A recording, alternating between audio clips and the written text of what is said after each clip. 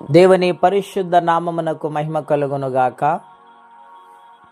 ప్రిలారా, ప్రభునామన మీ అందరికీ వందనాలు తెలియచేస్తూ ఉన్నాను. దేవుని వాక్యమును ధ్యానిందాము. కీర్తనల గ్రంథం 147వ అధ్యాయము మొదటి వచనం.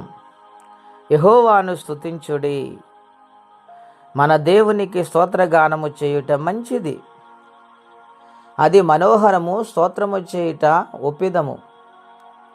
యెహోవాయే యెరూషలేమును కట్టువాడు, చెదరని ఇశ్రాయేలును పోగు చేయువాడు. గుండె చెదరని వారిని ఆయన బాగు చేయువాడు, వారి గాయములను కట్టువాడు. ప్రియ స్నేహితులారా, ఈ ఉదయకాల సమయంలో పరిశుద్ధాత్మ దేవుడు మనందరితో మాట్లాడుచు ఉన్నారు. ఆయనను స్తుతించాలని, ఆయనను స్తోత్రించాలని, ఆయనకు ప్రతిగానములు చేయాలని ఈ వాక్య ప్రారంభములో వ్రాయబడింది.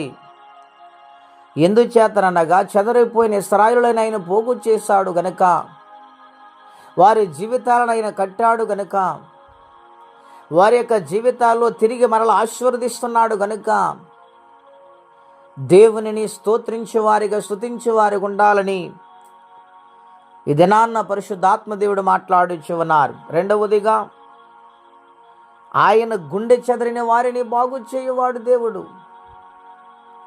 అవును ప్రియులారా, కొన్ని దుర్భరమైన పరిస్థితుల్లో, కఠినమైన మార్గాలలో జీవితాలు కలిగి ఉన్నప్పుడు గుండెలు చెదిరిపోతూ ఉంటాయి. అటువంటి పరిస్థితుల్లో కూడా ఆయన అంటూ ఉన్నాడు, నేను బాగు చేయువాడును నేనే, గనుక మీరు నా మీద ఆనుకోవాలని దేవుడు మాట్లాడుచు ఉన్నారు. వారి గాయములు కట్టువాడును నేనే. అవును ప్రియులారా, ప్రతి మానవుని ఆయన ప్రేమిస్తూ ఉన్నాడు. వాక్యం వింటున్న మనందరిని ఆయన ప్రేమిస్తూ ఉన్నాడు. ఆయన చెదిరిపోయిన జీవితాలను కడతానని, గాయములను కట్టి మాన్పిస్తానని ఇక్కడ వాగ్దానము చేస్తూ ఉన్నారు.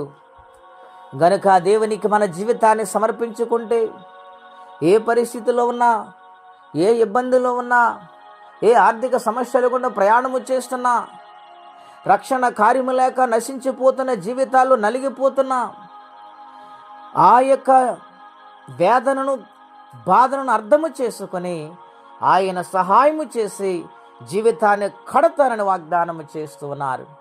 గనుక ప్రతినిత్యము కూడా ఆయన స్తుతించి ఆరాధించే వారిగా ఉంటే ప్రతి కష్టమును ఆయన విడిపిస్తారు. అటువంటి దీవెన ప్రతి ఒక్కరూ పొందుకోవాలని కోరుకుంటూ ఆయనకే జీవితాన్ని సమర్పించుకుని ఆయన రాకడకు సిద్ధపడాలని మనవి చేస్తే ఈ మాటలు నేను ముగిస్తూ ఉన్నాను. ప్రార్థన అండి.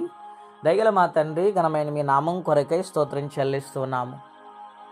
ఉదయకాల సమయంలో మాతో మాట్లాడటానికి మీరు ఇష్టపడ్డారు. చెదిరిపోయిన జీవితాలను, కృంగిపోయిన జీవితాలను, సహాయము లేని పరిస్థితులు, దిక్కుతోచని పరిస్థితులు ఉన్న వారికి నేను సహాయకుడుగా, నేను కడతానని జీవితాన్ని మీరు వాగ్దానము చేస్తూ ఉన్నారు.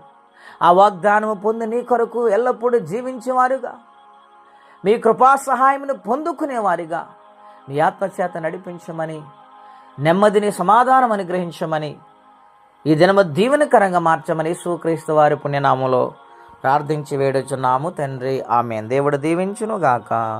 ఆమేన్.